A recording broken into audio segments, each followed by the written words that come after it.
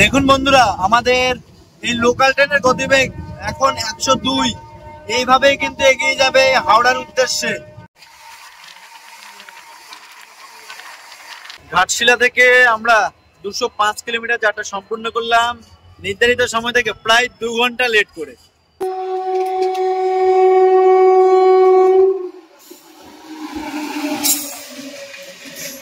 এখানে আমাদের একজন সাবস্ক্রাইবারের আসার কথা, তবে কোনো দেখাই নেই। ফোন করেছিল, আবার করছে। 1 মিনিট।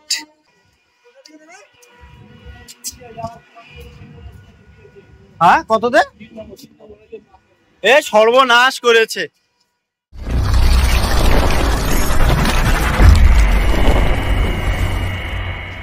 একদম লোকাল ট্রেনে ভিডিও হবে এটি। আর এই ট্রেনটি আসছে কিন্তু ঘাটশিলা থেকে। ঘাটশিলা থেকে এই ট্রেন ছাড়ার সময় হচ্ছে দুপুর 2:30টার সময়। তবে আমি এই ট্রেন ধরবো ঝাড়গ্রাম থেকে, যেটা তোমরা ইন্ট্রোতে দেখেছো বা টাইটেলে তো দেওয়াই রয়েছে। যাই হোক, হাওড়া থেকে ঘাটশিলা এই মেমু লোকালটা কিন্তু চলাচল করে।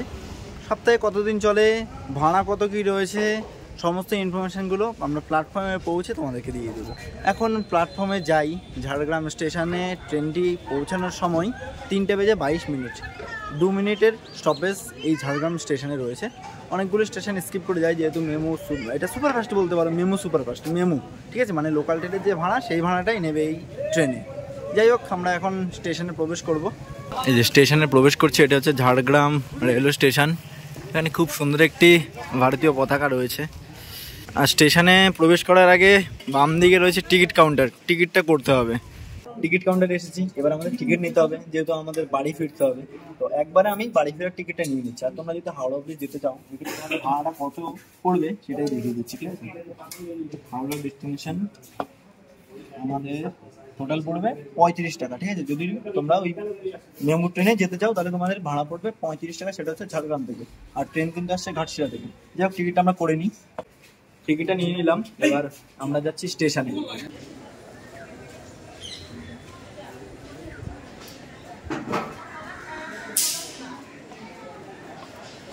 ও, তুমি এখানে? হ্যাঁ, যেটা বলছিলাম, প্ল্যাটফর্মে তো এসে পৌঁছে গেছি। ট্রেন 3 নম্বর প্ল্যাটফর্মে দেওয়ার কথা রয়েছে। এখনও কোনো অ্যানাউন্সমেন্ট হয়নি। দেখা যাক, প্ল্যাটফর্মে আমরা যাই, এরপর কথাবার্তা হবে। আর সমস্ত ডিটেলসগুলো একটু দেওয়ার চেষ্টা করব, যাতে তোমাদেরও সুবিধা হয়। চলো। এখনো পর্যন্ত ঝাড়গ্রাম রেল স্টেশনে রয়েছি। সময় হচ্ছে এখন 4:15। অ্যানাউন্সমেন্ট করছে ট্রেন আসবে, এখনো আসেনি। আর ভিড় কিন্তু বেশ ভালোই রয়েছে, কারণ এদিকে কিন্তু লোকাল ট্রেন অতটাও নেই। এই ট্রেনটা সব জায়গায় দাঁড়াবে না, কোন কোন জায়গায় দাঁড়াবে সেগুলো আমি তোমাদেরকে স্ক্রিনে শো করে দেবো, কোনো চাপ নেই। এখন 3 নম্বর প্ল্যাটফর্মে রয়েছি। ট্রেন ইতিমধ্যে কিন্তু প্রায় 1 ঘন্টারও বেশি সময় দেরিতে চলছে। দেখা যাক কতক্ষণ পরে ট্রেন প্রবেশ করে। সময় হচ্ছে 4:16। গাড়ি আসছে সামনে থেকে। এই যে ট্রেনে কিন্তু বেশ ভালোই ভিড় হবে, এটা বলে রাখাই যায়।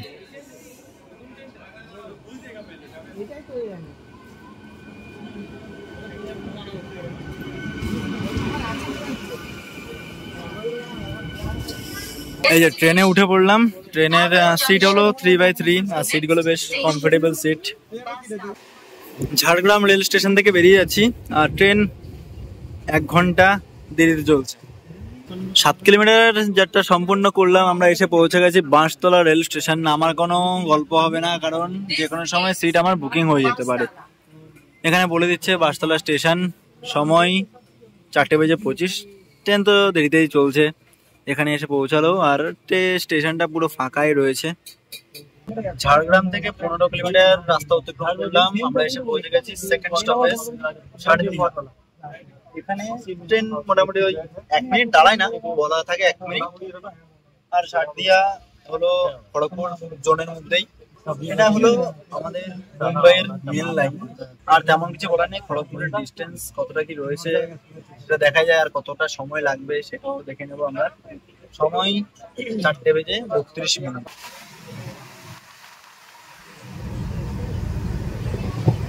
এই যে জ্ঞানেশ্বরী এক্সপ্রেস, 2009 সালের দুর্ঘটনা। বিকেলের এই দৃশ্যটা জাস্ট অসাধারণ লাগছে। তবে ওই একটাই কথা, এই জানালাগুলোর জন্য তেমন বাইরের ভিউটা দেখাতে পারছি না। যাই হোক, কোনো চাপ নেই। এবার তোমাদের সাথে একেবারে কথা বলবো খড়গপুরে পৌঁছে। 37 কিলোমিটার জার্নি সম্পূর্ণ করলাম ঝাড়গ্রাম থেকে। আমাদের ট্রেন নির্ধারিত সময় থেকে প্রায় 1 ঘন্টা 20 মিনিট দেরি করে এসে পৌঁছালো খড়গপুর রেল স্টেশনের 8 নম্বর প্ল্যাটফর্মে। ট্রেন ঠিকঠাক আছে, কারণ অনেকটাই দেরি করে ছেড়েছে, তাই বলবো যে দেরি না, এটা ঠিকই আছে। আর ট্রেনটা দেখো একদমই কালারফুল, নতুন ট্রেন, মোটামুটি গদি সিট টাইপের আছে, বেশ ভালোই। তোমরা চাইলে এই ট্রেনে জার্নি করতে পারো, তবে এই ট্রেন কিন্তু সব জায়গায় থামবে না। আমাদের খড়গপুর রেল স্টেশন ছাড়ার পরে পরবর্তী স্টেশন হলো বালিচক জংশন।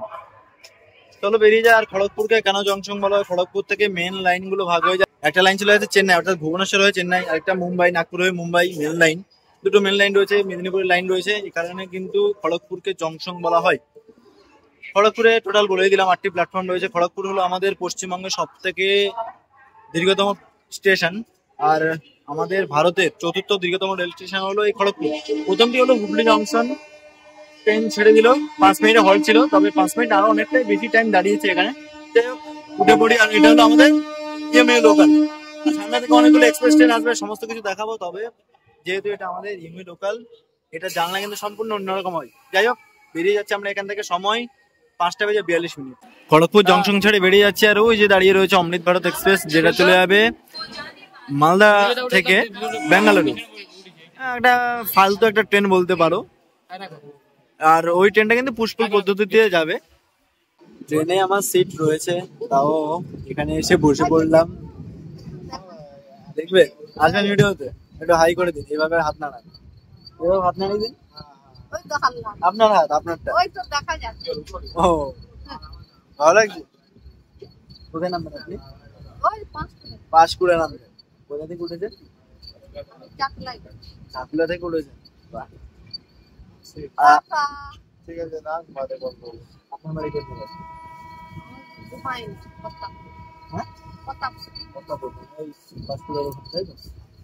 দেখুন বন্ধুরা, আমাদের এই লোকাল ট্রেনের গতিবেগ এখন 102। এইভাবেই কিন্তু এগিয়ে যাবে হাওড়ার উদ্দেশ্যে। 61 কিলোমিটার সম্পূর্ণ করে ফাইনালি এসে পৌঁছে গেছি আমরা বালিচক। তবে এখানে এটা যেহেতু লোকাল ট্রেন, বেশিক্ষণ হল্ট নেই, বেরিয়ে যাচ্ছে আমরা বালিচক স্টেশন ছেড়ে। এখানে আমাদের একজন সাবস্ক্রাইবারের আসার কথা, তবে কোনো দেখাই নেই।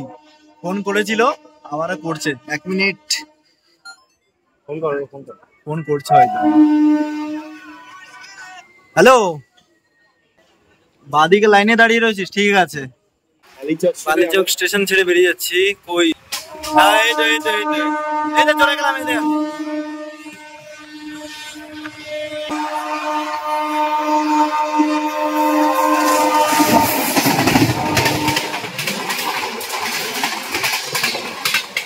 কামাখ্যা এলটিডি।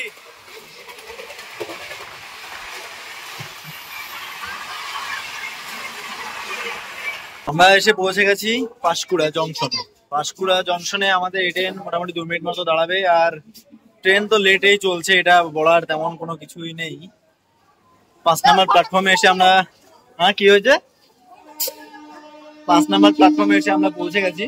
আর পাঁশকুড়া হলো পূর্ব মেদিনীপুর জেলার নিজেই একটি শহর। এই পাঁশকুড়া জংশনটি কংসাবতী নদীর তীরে অবস্থিত। যাই হোক, ট্রেন ছেড়ে দিল, বেশি তেমন কিছু দেখানো নেই। লোকাল ট্রেন, হল্ট বেশিক্ষণ নেই, দেখানো তেমন কিছু নেই, শুধু এখান থেকেই দেখো আর কি। আর যেহেতু রাত্রিবেলা, এই সময় যদি কোনো ট্রেনও যায়, তেমন ভাবে কোনো চিং দেখাতেও পারবো না তোমাদেরকে। পাঁশকুড়া জংশন ছেড়ে বেরিয়ে যাচ্ছে। এবার আমাদের সাথে দেখা হবে ট্রেন নাম্বার 12814 স্টিল এক্সপ্রেসের সাথে।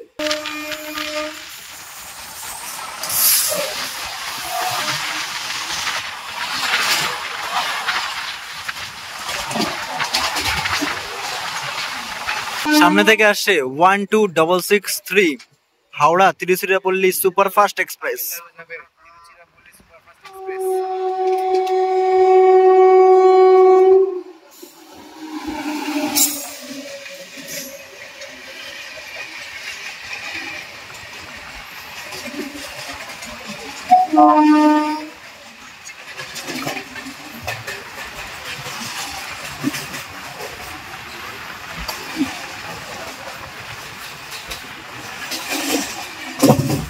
একশো 54 কিলোমিটার যাত্রা সম্পূর্ণ করে আমরা এসে পৌঁছে গেছি মেচেদা। মেচেদা হলো পূর্ব মেদিনীপুর জেলার প্রবেশ বিন্দু বলতে পারো। আর এখানে যদি বিখ্যাত কিছু বলি তাহলে সবজির চপ, মোচার চপ, আলুর চপ এগুলো বিখ্যাত রয়েছে। মেচা থেকে দীঘা যাওয়ার ট্রেন ছাড়ে কিন্তু সকালবেলা, তাই তোমরা যেতে পারো। এখানে আমাদের ট্রেন বেশিক্ষণ অল্টারনেট ট্রেন নির্ধারিত সময় থেকে 1 ঘন্টা 35 মিনিট দেরিতে চলছে।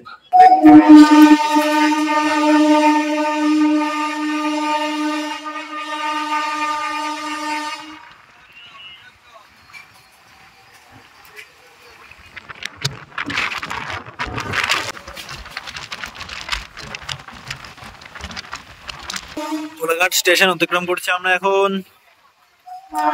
আর কোলাঘাট স্টেশন অতিক্রম করার পরে কিন্তু রূপনারায়ণ নদ।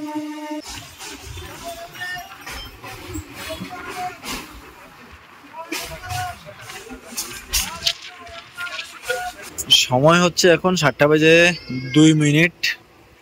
বাগনান পৌঁছে গেছে। বাগনানে কিন্তু নামার জন্য অনেক প্যাসেঞ্জার, ওদিকে লেডিস কামরা পুরো খালি হয়ে গেছে। আর এদিকে অবস্থা কিছুটা এরকম। ঝাড়গ্রাম থেকে 160 কিলোমিটার এবং মেচেদা থেকে 13 কিলোমিটার এবং 3টে ইন্টারমিডিয়েট স্টেশন অতিক্রম করে ফাইনালি এসে পৌঁছে গেছি বাগনান। বাগনান কালীবাড়ি রয়েছে, যেটা বাগনানের বিখ্যাত। বৃষ্টি ভেজা বাগনানকে বিদায় জানিয়ে আমরা বেরিয়ে যাচ্ছি। ট্রেন নির্ধারিত সময় থেকে প্রায় 1 ঘন্টা 40 মিনিট লেট করে চলছে। প্রচুর ভিড় রয়েছে বাগনান স্টেশনে। এই হচ্ছে বাগনান স্টেশন। রাতের বাগনান স্টেশনে কিন্তু প্রচন্ড ভিড়। এইদিকে একবার দেখো।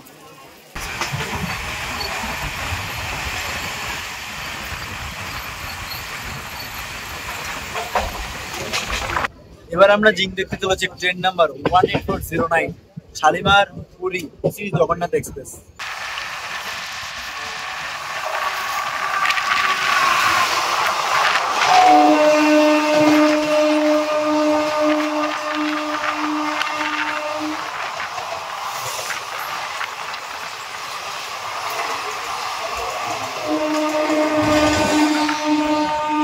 ঘাটশিলা থেকে পুরোপুরি 200 কিলোমিটার যাত্রা সম্পূর্ণ করে ফাইনালি আমরা এসে পৌঁছে গেছি নির্ধারিত সময় থেকে 1 ঘন্টা 30 মিনিট লেট করে আন্দুল, আমাদের সেকেন্ড লাস্ট হল্ট।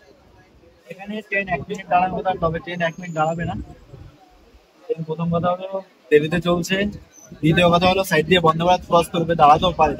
দীর্ঘ অপেক্ষার অবসান ঘটিয়ে এবার আসতে চলেছে 22896 পুরী হাওড়া বন্দে ভারত এক্সপ্রেস। 10, 9, 8, 7, 6, 5, 4, 3 ভাই আমাদের কাছে সিগন্যাল দিয়ে নাকি 1 2 1।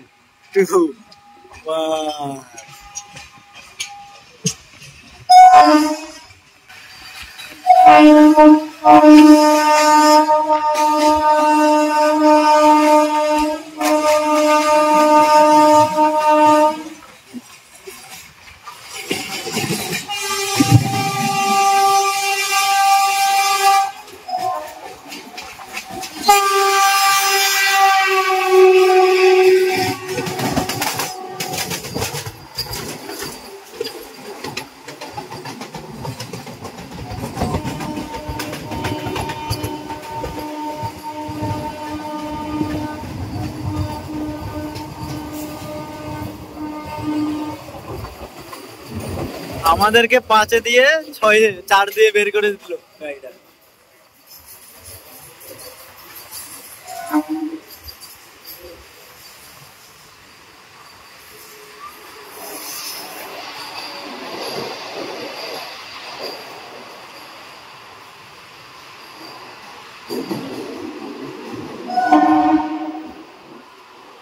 ঘাটশিলা থেকে আমরা 205 কিলোমিটার যাত্রা সম্পূর্ণ করলাম নির্ধারিত সময় থেকে প্রায় 2 ঘন্টা লেট করে।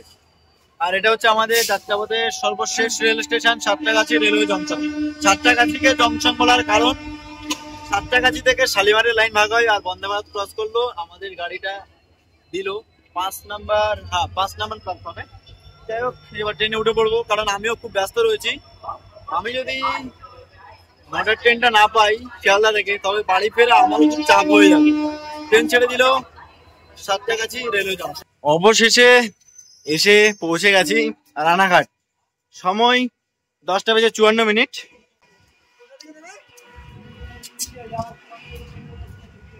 হ্যাঁ কততে? এ সর্বনাশ করেছে।